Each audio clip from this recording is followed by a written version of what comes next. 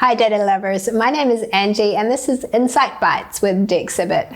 Today we're talking about capacity management as an important part of visitor management to keep your visitors safe, and specifically about managing demand through ticketed booking or advanced reservations within the context of capacity. For a start, unless you are overly concerned by being overwhelmed by queues, we'd recommend managing with both a booking allocation and withholding a walk-up allowance simultaneously at all times. For the visitor, this caters to people who like to plan in advance, like me, especially if they're traveling for their visit, plus people who like to visit spur of the moment. For the venue, it simplifies the communication of policy to simply just that bookings are recommended. And that way, as demand ebbs and flows, or as you change your balance of allowance between bookings versus walk-up, you don't have to change your messaging to the market and end up with people who don't come because they're confused about when they need a pass when they don't.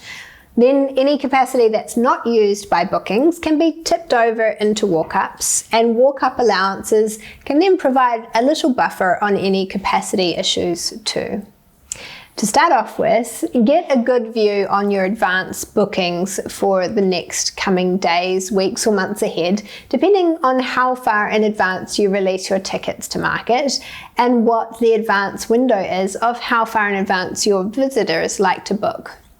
Start at a high level by simply looking at your capacity utilization of bookings by day, and if you're ready for a little bit of complexity, add in the forecast probability of attrition, which is how likely those tickets are to be redeemed or not show up.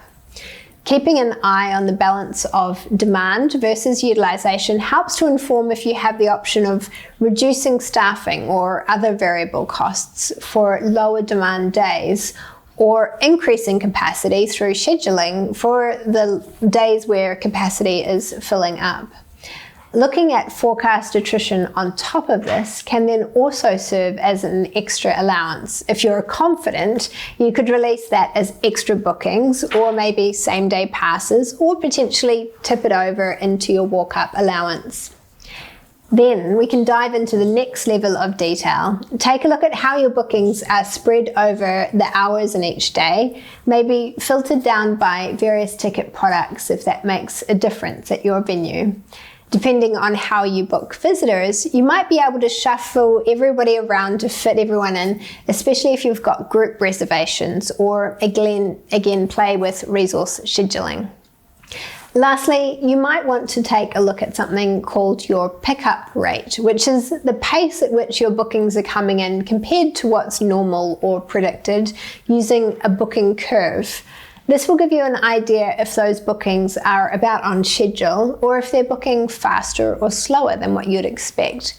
Again, if you have the option to in advance tweak capacity based on resourcing, this is a great time to do so. Maybe adjust your marketing too if you find things need a little bit of a boost.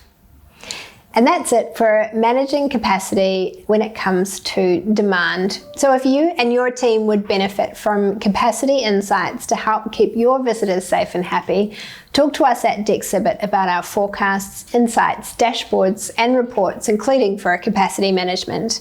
And I'll see you next time for another episode of Insight Bites, or check out Dexibit.com for more on visitor management and big data analytics for places people love.